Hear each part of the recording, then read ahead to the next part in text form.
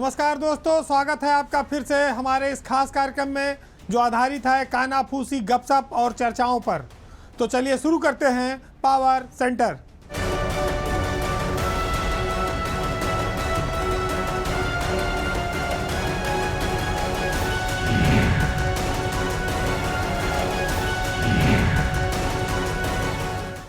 सियासत एक ऐसी चीज है जिसमें अस्थायी तौर पर दोस्ती और दुश्मनी कभी नहीं रहती है। एक और रालोद और भाजपा के बीच दोस्ती इन दिनों सबाब पर है, लेकिन उसके ही कुछ नेता अपनी भी सहयोगी दल के नेताओं के लिए बिना नाम लिए कई सारी बातें कहते रहते हैं। अगर आप देखिए तो भाजपा जैसी बड़ी पार्टी ने जयंत चौधरी की हर इच्छा का सम्मान किया। उनकी छोटी सी पार्टी आज उत्तर प्रदेश के यूपी से लेकर दिल्ली तक जितने सदन है वहाँ हर सदन में उसकी मौजूदगी है। वैसे भाजपा के कई बड़े दिग्गज नेता जो पश्चिमी उत्तर प्रदेश में हैं वो रालोद के इस बढ़ते प्रभाव से अंदर खाने दुखी भी हैं, क्योंकि उनको लगता है कि एक छोटी सी पार्टी ने आज कई सारे विधानसभा और विधान परिषद, लोकसभा, केंद्रीय मंत्री, राज्यसभा हर जगह वो पहुंच गई है।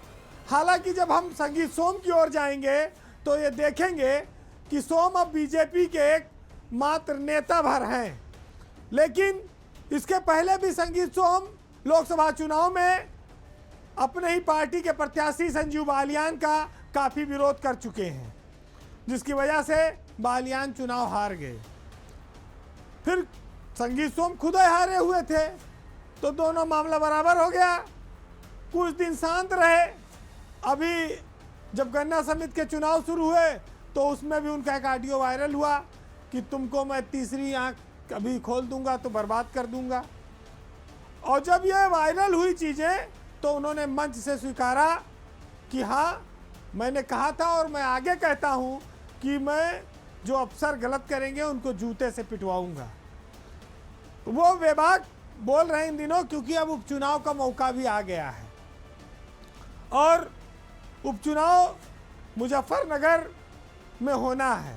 तो स्वाभाविक है कि मेरठ में संगीत सोम बिरादरी के कार्यक्रम के बहाने उन्होंने ललकार दिया कि डेढ़ जिलों की पार्टी के लोग आज बार्गेनिंग करते हैं, सैकड़ों सीटें मांगते हैं, सांसदी और राज्यसभा लेते हैं। हालांकि उन्होंने अपने बयान में जयंत चौधरी का नाम नहीं लिया, लेकिन कहा उन्हीं के लिए गया और इसका दर्द भी उनके पार्टी के नेताओं को काफ़ी रहा।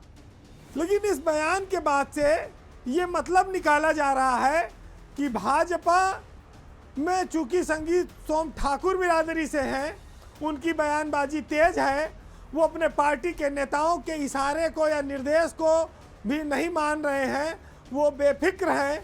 क्योंकि लोकसभा चुनाव में एक मैसेज गया था कि भाजपा ने ठाकुरों के टिकट काफ़ी काट दिए हैं। ठाकुर भाजपा से पश्चिमी उत्तर प्रदेश में नाराज हैं, लेकिन संगीत सोम कई चुनाव जीते, लेकिन उनको अतुल प्रधान ने, समाजवादी पार्टी वाले ने हरा दिया। मंच से अगर कोई नेता बोल रहा है तो देखिए साफ है कि वो या तो अत्यधिक कॉन्फिडेंस में है, उसको ये बात पता है कि पार्टी हम पर कोई कार्रवाई नहीं कर पाएगी, और दूसरा या तो वो इतना बेफिक्र है कि चाहे जो मनाए वो करो, हम अपनी बात कहने से चूकेंगे नहीं। मीरापुर का उपचुनाव अब रालोद के लिए गले की घंटी है, क्योंकि उसको चुनाव लड़ना है और अगर दोनों दलों के बीच अभी से खटास पैदा हो गई तो फिर चुनाव में बड़ी कठिनाई आएगी, असहज स्थिति होगी। अब बीजेपी हो सकता है कि ये चुनाव तक ये कहे संगीत सोम से कि चुप रहो और अपने साथ आए हुए लोगों का सम्मान करो। उनको पार्टी में भले ज़्यादा भाव नहीं मिल रहा है, इसीलिए वो क्षत्रिय समाज की एकजुटता की बात कह रहे हैं। वो जानते हैं कि ये दुखती रग है, इस पर अगर हम कंट्रोल बनाए रखेंगे तो पार्टी अपमान का घूंट पीकर भी शांत रहेगी, क्योंकि उसको चुनाव में वोट चाहिए। अब बात ब्यूरोक्रेसी की एक खबर की जिलों के डीएमएसपी के लिए एक चेतावनी है कि भैया संभल जाओ, मामला इधर लखनऊ में गर्म हो रहा है। यूपी के आधा दर्जन जिलों के डीएमएसपी इन दिनों सरकार की रडार पर आ गए हैं और नवरात्र के बाद कहीं इन जिलों में कार्रवाई ना हो जाए। इसके पीछे कारण बना है आईजीआरएस, सीएम का जो हेल्पलाइन है, डैशबोर्ड प्रोग्राम है, जिसमें जिलों से जो रिपोर्टें लग रही हैं वो गलत हैं, झूठी हैं, जिसके चलते अधिकांश लोग मुख्यमंत्री कार्यालय से जब फीडबैक लिया जाता है तो उसमें ये जवाब देते हैं कि हमारी शिकायत का गलत निस्तारण हुआ है, फर्जी निस्तारण हुआ है। मुख्यमंत्री योगी आदित्यनाथ ने इस काम के लिए प्रदेश के मुख्य सचिव मनोज कुमार सिंह को एक जिम्मेदारी दी है कि इन पोर्टलों पर जो लोग झूठी रिपोर्ट लगा रहे हैं, जनता की शिकायतों का गलत निस्तारण कर रहे हैं, उन जिलों को चिन्हित कीजिए। अगर आप अगस्त और सितंबर महीने की समीक्षा बैठक देखेंगे तो उसमें पाएंगे कि गोंडा, भदोही, आजमगढ़, ललितपुर, फतेहपुर, मिर्ज़ापुर ये ज़िले मुख्यमंत्री की समीक्षा में फिसड्डी आए हैं। तो इन जिलों के डीएम और एसपी के लिए भी आगे मुसीबत होने वाली है। मुख्यमंत्री समीक्षा बैठक में काफ़ी ज़्यादा नाराज़ थे और उन्होंने इन जिलों में विस्तृत रिपोर्ट मांगी है। मुख्य सचिव से कहा है कि वो इन सब की समीक्षा करके जल्दी रिपोर्ट दें। हालांकि फतेहपुर और आजमगढ़ में जो डीएम थे वो पहले ही हटाए गए हैं। सी इंदुमती को तो शासन में कर दिया गया, लेकिन विशाल भारद्वाज आजमगढ़ से अब कुशीनगर के डीएम बन चुके हैं। वहाँ पर फतेहपुर में नए डीएम आए हैं और इसी तरह से आजमगढ़ में भी नए डीएम गए हैं। तो स्वाभाविक है कि उनकी जिम्मेदारी अभी फिक्स नहीं होगी। लेकिन मुख्यमंत्री को इस बात से काफ़ी नाराज़गी है कि जनता का जो अधिकतम फीडबैक है वो नकारात्मक क्यों आ रहा है। शिकायतकर्ता जो प्रशासनिक रिपोर्ट लग रही है उससे असंतुष्ट क्यों है। इसके लिए जिलाधिकारियों और पुलिस अधीक्षकों की जिम्मेदारी फिक्स की जाए और मुख्यमंत्री ने चीफ सेक्रेटरी से कहा है कि आप इस पर इमीडिएट निर्णय लीजिए। तो ये दूसरा मौका है लगातार जब इंद्रमणि त्रिपाठी का जो जिला है औरैया वो लगातार टॉप पर आया है। इंद्रमणि त्रिपाठी को अभी 3 महीना ही डीएम बने हुआ है औरैया में और उन्होंने बेहतर काम करके दिखाया है। इसी तरह से राजधानी लखनऊ में सूर्यपाल गंगवार जिलाधिकारी हैं। उन्होंने लखनऊ को इन सारी शिकायतों के मामले में टॉप पर पहुंचा दिया है निस्तारण में। तो गंगवार एक ज़मीनी अफसर के तौर पर काम कर रहे हैं और एक ऐसे अफसर के रूप में उन्होंने अपनी छवि बनाई जब जनता उनसे शाम को रात में भी कार्यालय से लेकर घर तक वो मिल रहे हैं। तो स्वाभाविक है कि राजधानी में बैठकर एक जिलाधिकारी अगर हर समय उपलब्ध है जनता के लिए तो वो सरकार की छवि को मजबूत करता है। तो योगी सरकार के लिए सूर्यपाल गंगवार का लखनऊ में रहना एक महत्वपूर्ण उपलब्धि के तौर पर है, जिसमें फीडबैक ये बता रहा है कि लखनऊ के डीएम बेहतर काम कर रहे हैं। अब गोंडा की डीएम और विशाल सिंह जो भदोही के डीएम हैं, इनका जिला फिसड्डी है। इसी तरह से ललितपुर के डीएम अक्षय त्रिपाठी का भी जिला पीछे चल रहा है। अक्षय त्रिपाठी को लगभग साल भर हो गए वहाँ गए हुए। और उसके बाद मिर्ज़ापुर में डीएम है प्रियंका निरंजन। प्रियंका निरंजन भी लगभग साल भर से ज़्यादा से मिर्ज़ापुर की डीएम है।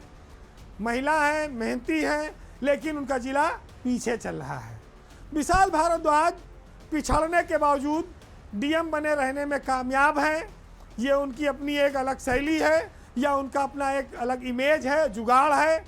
श्री इंदुमती फतेहपुर में अपनी कार्यशैली के लिए चर्चित थी और इसी वजह से वो निपट गई।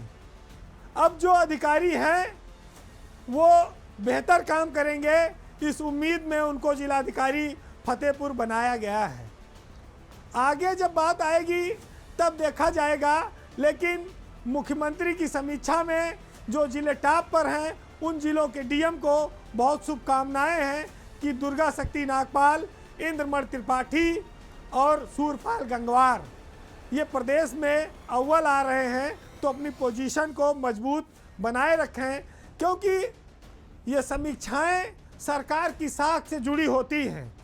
लखनऊ में बैठकर भाषणों में ईमानदारी की, जनता को मदद देने की, राहत पहुंचाने की बड़ी बड़ी बातें सरकारें करती हैं, लेकिन जब जिलों से फीडबैक नकारात्मक आता है तब उनको भी ये बात पता चलती है कि हम जितना बोल रहे हैं उसका ज़मीन पर आधो नहीं उतर रहा है, और इसको सबको बंटाधार करने वाले हमारा सरकारी तंत्र है।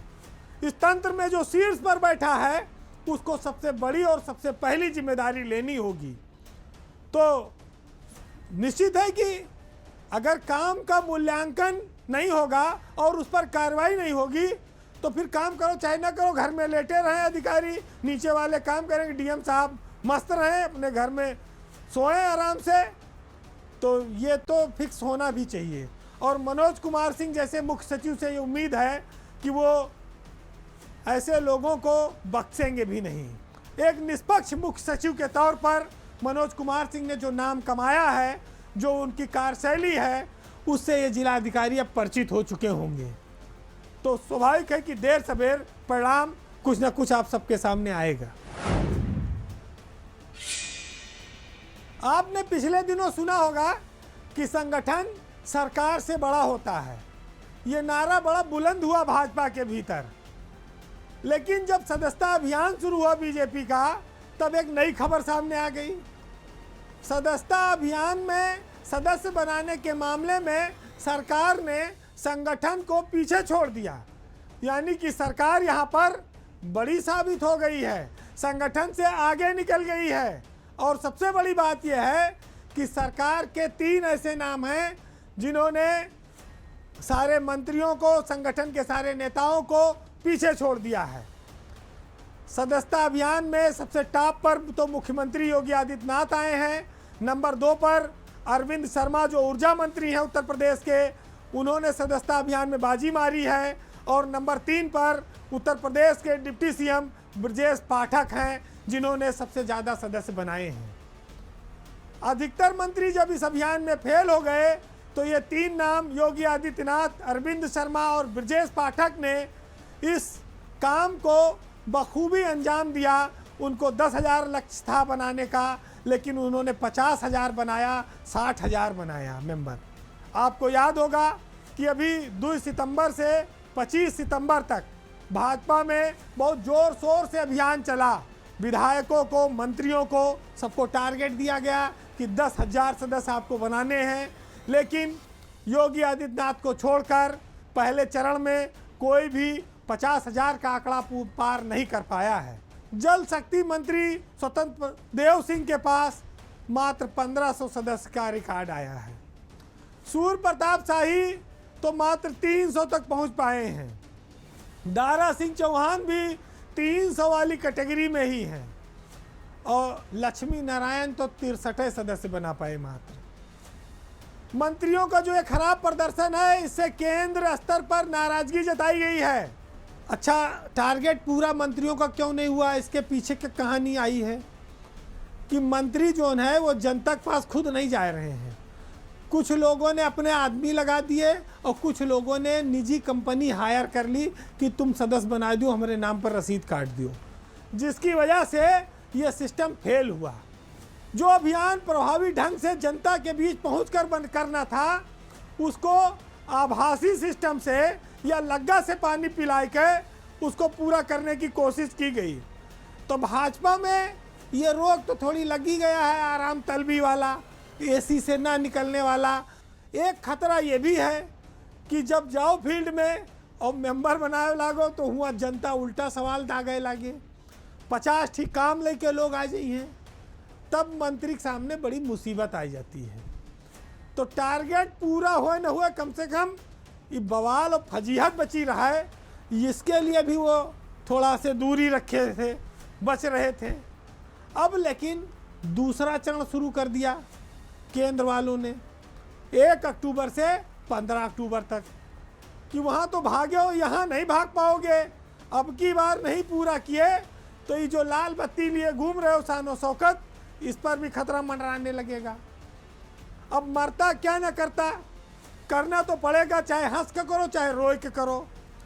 कि जहाँ पर व्यवस्था ठीक ठाक है, मंत्रालय में तो खूब फोटो खींचेगी, खूब आगे दौड़ के चलेंगे, लेकिन जब संगठन का काम आया तो फिर वहाँ पर घर में बैठ गए।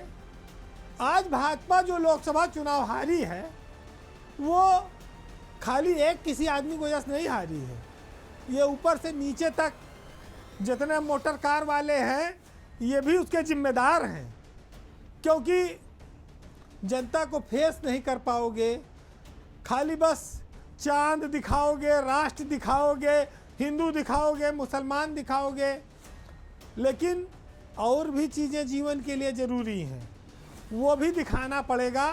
तब लोग समझते हैं कि नेताजी हमारी दुख दर्द में शामिल हैं, हमारी परेशानी हल करा रहे हैं, भाई हम इनका वोट देंगे। तो बीजेपी इस बात को समझ चुकी है कि बीजेपी का नुकसान बीजेपी से ही हो रहा है, विपक्ष उतना नुकसान उनका नहीं कर पा रहा है जितना अंदर खाने हो रहा है। अब इसी अभियान को देख लीजिए, अंदाज़ा लगा लीजिए कि 9 दिन चले 2.5 कोस।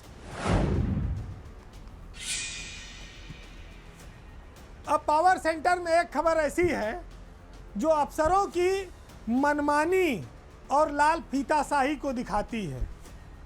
हमारे यहाँ अफसर कितने अड़ंगेबाज हो चले हैं और वो कितने बेफिक्र हैं, कैबिनेट के डिसीजन को भी अनदेखा कर सकते हैं, इतनी हिम्मत है उनके अंदर। एक नमूना आपको दिखाऊंगा और बताऊंगा कि मुख्यमंत्री की कैबिनेट ने जो प्रस्ताव 2022 में पास किया था, अफसरों ने गुमराह करके 2024 यानी 2 साल तक उसे लागू नहीं होने दिया। बात आज उत्तर प्रदेश में चलने वाले इलेक्ट्रिक से और हाइब्रिड से जो वाहन हैं उनकी हो रही है, जो सरकार की बड़ी महत्वाकांक्षी योजना है। योजना इसलिए महत्वाकांक्षी है कि जो इलेक्ट्रिक वाहन है वो तेल तो पीता नहीं है, पेट्रोल और डीजल। हाइब्रिड वाहन में एक फ़ायदा यह है कि भाई वो बैटरी से भी चलेगा और वो पेट्रोल डीजल से भी चलेगा, तो कम से कम तेल की खपत घटेगी। भारत जैसे देश में जहाँ पर तेल आयात होता है, बहुत पैसा खर्च होता है, अगर हम पेट्रोल डीजल पर निर्भरता ख़त्म करेंगे तो हमारा वो पैसा बचेगा, देश में आर्थिक समृद्धि बढ़ेगी, तरक्की आएगी। उसके लिए इलेक्ट्रिक वाहनों को सरकार ने सब्सिडी देने का ऐलान किया था। 2022 में योगी कैबिनेट ने फैसला किया था कि हम उत्तर प्रदेश सरकार का जो टैक्स है वाहन पर 10% का खरीद पर, वो हम नहीं लेंगे। और यानी कि जो वाहन इलेक्ट्रिक वाले, मान लीजिए आप 20 लाख की कोई गाड़ी खरीदते हैं तो उसका 10% जो स्टेट गवर्नमेंट का टैक्स है 2 लाख रुपया, वो छूट जाएगा, आपको नहीं देना पड़ेगा, जिससे कि लोग इलेक्ट्रिक वाहन अधिक से अधिक खरीदें। लेकिन इसी में यह भी हुआ था कि इसमें हाइब्रिड वाहनों को भी इसका लाभ मिलेगा। लेकिन आप ये कह सकते हैं कि जो इलेक्ट्रिक वाहन बनाने वाली बड़ी बड़ी कंपनियां हैं उनकी लॉबिंग से और कुछ अफसरों की लापरवाही से ये स्कीम खाली इलेक्ट्रिक वाहन पर लागू हुई और हाइब्रिड वाहन पर लागू नहीं की गई। इतना ही नहीं, सरकार ने इंडस्ट्रियल पॉलिसी को बढ़ावा देने के लिए 1 लाख रुपए की और अतिरिक्त छूट इन दोनों वाहनों पर की थी, लेकिन इस फैसले को दबाए रखा गया। और परिवहन मंत्री दया शंकर सिंह की जानकारी में यह मामला था। प्रमुख सचिव परिवहन वेंकटेश्वर लू, ट्रांसपोर्ट कमिश्नर सीबी सिंह, इन तीनों अफसरों की लोगों की जानकारी में मामला होने के बावजूद खाली इलेक्ट्रिक वाहनों पर सब्सिडी देती रही 2 साल से सरकार, और कैबिनेट के फैसले की नाफरमानी की जाती रही। ये तो भला हो कि उत्तर प्रदेश के मुख्य सचिव का जब उनके सामने ये मामला आया तो खोजबीन कराई गई, मुख्यमंत्री के सामने काफ़ी बड़ी पंचायत हुई और मुख्य सचिव ने ये इंश्योर किया कि अगर इन दोनों वाहनों पर व्यवस्था लागू नहीं की गई तो प्रमुख सचिव परिवहन और ट्रांसपोर्ट कमिश्नर दोनों के खिलाफ सख्त कार्रवाई की जाएगी। लिखित में स्पष्टीकरण लिया जाएगा और इनके खिलाफ इनकी सर्विस बुक में ये एंट्री दर्ज की जाएगी। मुख्य सचिव की सख्ती के चलते 1 हफ्ते के भीतर पोर्टल पर सारी चीज़ें लोड हो गई। आज सारे नियम कानून लागू कर दिए गए। जो परिवहन के अफसर अड़ंगेबाजी लगा रहे थे, अब वो टैक्स में सारी सब्सिडी और सब छूट देने के तैयार हो गए। इलेक्ट्रिक और हाइब्रिड वाहनों पर छूट और 1 लाख रुपए की सब्सिडी इन दिनों शुरू हो चुकी है। उत्तर प्रदेश के लाखों उपभोक्ताओं को इसका लाभ नहीं मिल पा रहा था। दबाव चाहे जो रहा हो, इलेक्ट्रिक वाहन निर्माताओं का रहा हो, चाहे जितने बड़े बड़े उद्योगपतियों का रहा हो, लेकिन ब्यूरोक्रेसी में जो लोग बैठे हैं उनकी नीयत क्या है इससे फर्क नहीं पड़ता है। वो ईमानदार हैं, बेदाग हैं, लेकिन अगर जनता को उसका कोई लाभ नहीं मिल रहा है तो इस ईमानदारी का और उस सोच का कोई फायदा नहीं है। इसको खारिज हो जाना चाहिए। ये उत्साहजनक एक कदम है, एक फैसला है, एक निर्णय है, और इस पर सरकार की और मुख्य सचिव की दोनों की सराहना होनी चाहिए। वैसे अब हम पावर सेंटर के आखिर में हैं। ब्यूरोक्रेसी का हाल सब आप देख ही रहे हैं।